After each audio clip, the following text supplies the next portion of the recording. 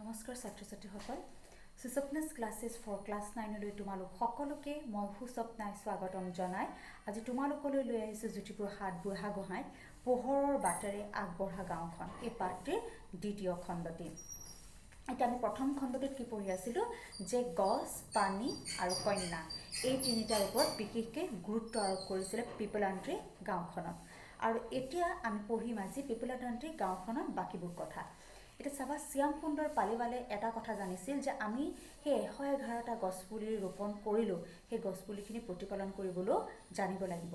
আৰু প্ৰতিপালন কৰিলেনো পানীও সংৰক্ষণ কৰিব লাগিব যাতে পানী বৰষুণৰ পানী যদি আমি সংৰক্ষণ কৰিব পাৰো তেতিয়া ভূগৰ্ভৰ কি হ'ব বুলি কৈছে যে ভূগৰ্ভৰ পানীৰ পৰিমাণ বৃদ্ধি কৰাত ই সহায় কৰে আৰু ইয়াৰ ফলত উক্ত স্থানত কি কৈছে খেতি মাটিৰ শক্তিও উৰ্বৰা শক্তিও বৃদ্ধি পাব আমাৰ দেশত এটা তোমালোকে এটা কথা নিশ্চয় শুনিছা আমাৰ দেশত কন্যা সন্তানৰ স্থান কি নহয় জানো এটা আমাৰ তোমালোকে এটা কথা চাবা প্ৰতিখন ঘৰতে যেতিয়া ল'ৰা এটা জন্ম হয় তেতিয়া মানুহে বেছি ফূৰ্তি কৰে হয় না নহয় যে ল'ৰা জন্ম হৈছে কিন্তু এগৰাকী ছোৱালী জন্ম হ'লে মানুহে সেইটো কথা কয় জানো যদিও আমাৰ অসমত ইয়াৰ প্ৰভাৱ অতিকৈ কম বাহিৰৰ দেশবিলাকত কিন্তু ইয়াৰ প্ৰভাৱ অতি বেছি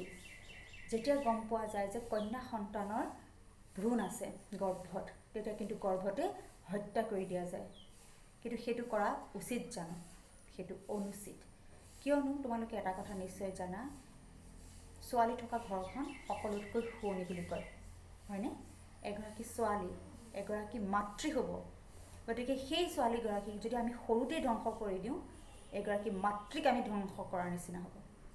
গতিকে আমি এটা কথা সদায় জানিব লাগিব আমাৰ শিৰাই উপশিৰাই এটা কথা আমাৰ থাকিব লাগিব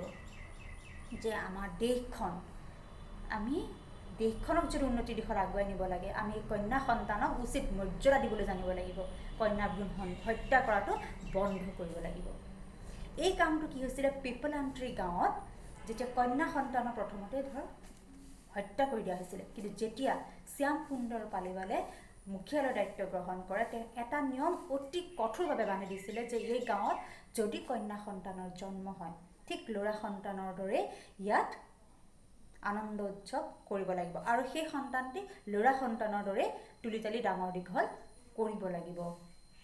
আৰু তাত নিয়ম কৰি দিয়া হৈছিল আমি আগতে গম পাইছোঁ যে কন্যা সন্তান জন্ম হোৱাৰ লগে লগে 111টা গছপুলি তাত ৰোপণ কৰিব লাগিছিল আৰু সেই 111টা গছপুলি যেনেদৰে কন্যা সন্তানটিক আমি তুলিতালি ডাঙৰ দীঘল কৰিম লালিত পালিত কৰিম ঠিক সেই 111টা গছপুলিও আমি প্ৰতিপালন কৰিব লাগিব এই নিয়মসমূহ তাত অতি কঠোৰভাৱে বান্ধি দিয়া হৈছিল তাৰপিছত কি হৈছিলে যে কি কৈছে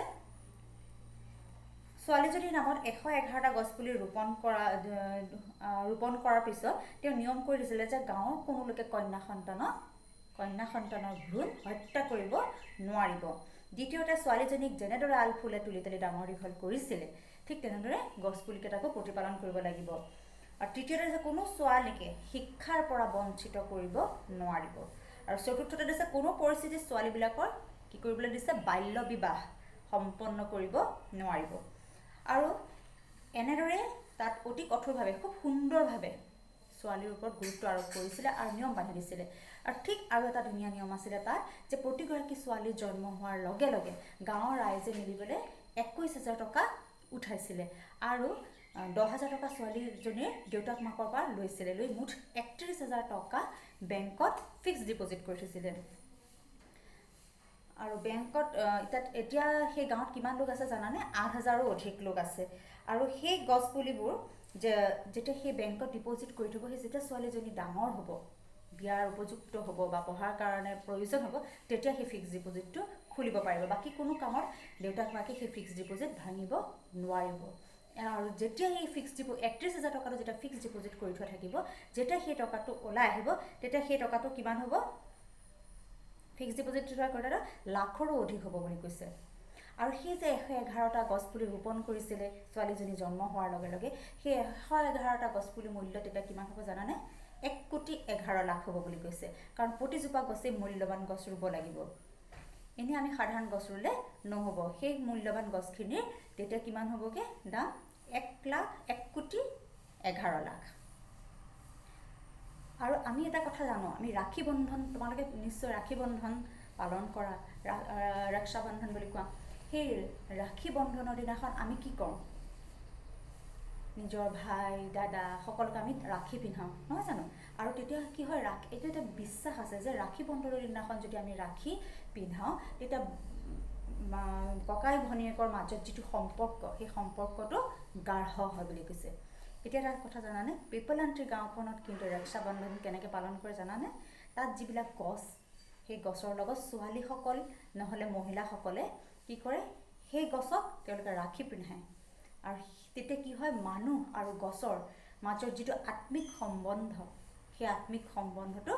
গাঢ় হয় কোনো কাৰণতে মানুহে সেই সম্পৰ্কটো ভাঙিব নোখোজে গতিকে কিমান এটা ধুনীয়া নিয়ম কৰি থৈছে তাত আৰু কি হৈছে সেই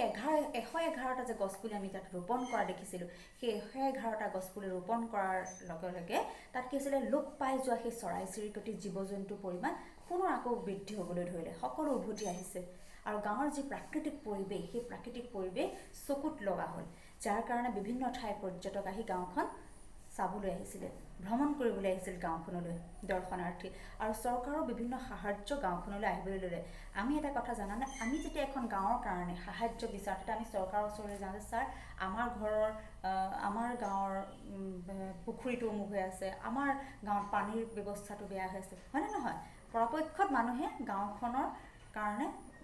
চৰকাৰক বা অঞ্চলটোৰ যি মুখিয়াক তেওঁক জনাবলৈ যায় কিন্তু পিপলান্ত্ৰী গাঁওখনত তেনেকুৱা নাছিলে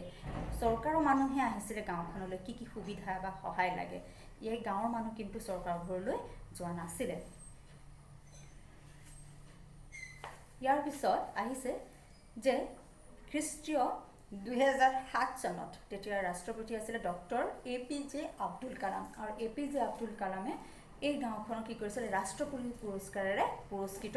কৰিছিলে ইয়াৰ উপৰি তেওঁলোকে বিভিন্ন ধৰণৰ পুৰস্কাৰ পাবলৈ সক্ষম হৈছিল চৰকাৰৰ ফালৰ পৰা আৰু আমি এটা কথা জানো যে 2015 চনত স্বচ্ছ ভাৰত মিছনৰ জন্ম হৈছিলে স্বচ্ছ ভাৰত মিছনৰ জন্ম হওঁতে স্বচ্ছ ভাৰত মিছনৰ যি মূল লক্ষ্য বা উদ্দেশ্য সেইসমূহ আজিও সফল ৰূপায়ণ কৰিবলৈ চেষ্টা চলাই আছে গাঁৱে গাঁৱে হওক চেষ্টা চলাই আছে কিন্তু এই স্বচ্ছ ভাৰত মিছনৰ জন্ম হোৱাৰ আগতে এই পিপলান্ত্ৰী গাঁওখনত কিন্তু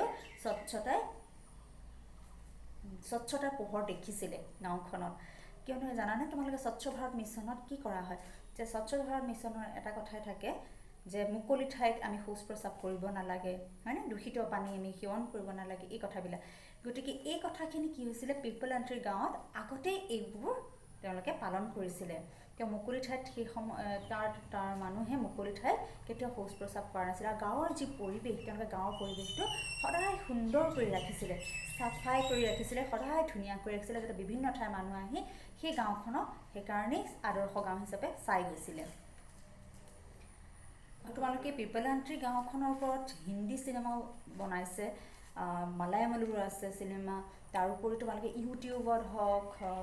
ইণ্টাৰনেটত হওক তোমালোকে এই গাঁওখনৰ বিষয়ে খুব সুন্দৰভাৱে পাবা আৰু শ্যাম সুন্দৰ পালিৱালৰ বিষয়েও পাবা তেওঁৰ জীৱন পৰিক্ৰমাৰ বিষয়েও গম পাবা তোমালোকে এবাৰ চাৰ্চ কৰি চাব পাৰিবা আৰু তোমালোকে এটা কথা জানানে এই গাঁওখনত যেতিয়া মানুহৰ মৃত্যু হোৱাৰ লগে লগে তেওঁৰ স্মৃতিত গাঁওখনত 11টা গছপুলি ৰোৱাৰ নিয়ম আছে আৰু ইউনিয়ন বেংক অফ ইণ্ডিয়াই গাঁওখনৰ 300 ল'ৰা ছোৱালীৰ বাবে কি কৰিছিলে পঢ়া শুনাৰ বাবে 60 লাখ টকা আগবঢ়ায় এতিয়া এটা চাবা আমি বহুতে অভিযোগ কৰোঁ চৰকাৰ প্ৰশাসনক হয়নে নহয় আমাক একো নিদিয়ে খেতি কৰিবলৈ পানীৰ অভাৱ আমি কৰোঁ নকৰোঁ নিশ্চয় কৰোঁ কিন্তু যদি আমি এই আদৰ্শ গাঁও হিচাপে পিপলান্ত্ৰী গাঁওখনৰ কথা পঢ়িলোঁ এতিয়া আৰু যদি এইখন আমি আদৰ্শ গাঁও হিচাপে ল'ম আমি জানো চৰকাৰ বা প্ৰশাসনক দোষাৰোপ কৰিম কেতিয়াও নকৰোঁ আমাৰ বাহুত শক্তি আছে হয়নে আমি লাচিতৰ দেশৰ মানুহ আমাৰ বাহুত শক্তি আছে আমি কিহৰ কাৰণে চৰকাৰ বা প্ৰশাসনৰ দোষাৰোপ কৰাৰ প্ৰয়োজন আছে জানো নাই যিখিনি আমি বলেৰে পাৰোঁ যিখিনি আমাৰ বাহুত জোৰ আছে সেইখিনি আমি কাম কৰিব পাৰিম যিখিনি কাম আমি সদায় নোৱাৰোঁ বুলি সাঁচি থৈছোঁ এদিন আহাচোন আমি সকলো ওলাই আহোঁ সেই কামখিনি কৰিব নোৱাৰা কিবা কথা থাকিব জানো ৰাইজে বোলে নখ চুকাৰিলেও নগৈ গতিকে আমি সকলোৱে চেষ্টা যদি কৰোঁ আমাৰ যদি ধৈৰ্য থাকে আমাৰ যদি একাগ্ৰতা থাকে আমি যদি সকলো এইখিনি আমি গুণ আয়ত্ত কৰি ল'ব পাৰোঁ আমি নোৱাৰা কামকো সম্ভৱ কৰি তুলিব পাৰিম শ্যাম সুন্দৰ পালিৱাল আৰু পিপলান্ত্ৰী গাঁৱৰ সকলো লোকে আহ্বান জনাইছে যে গছপুলি ৰোপণ কৰক, প্ৰতিপালন কৰক, কাম কাজ কৰক আৰু তেতিয়াই নিজে বাস কৰা স্থানে কি হৈ পৰিব, স্বৰ্গ সদৃশ হৈ পৰিব বুলি কৈছে। আৰু এতিয়া ৰাজস্থানৰ বিভিন্ন গাঁৱতে পিপলান্ত্ৰী গাঁওখনৰে আদৰ্শ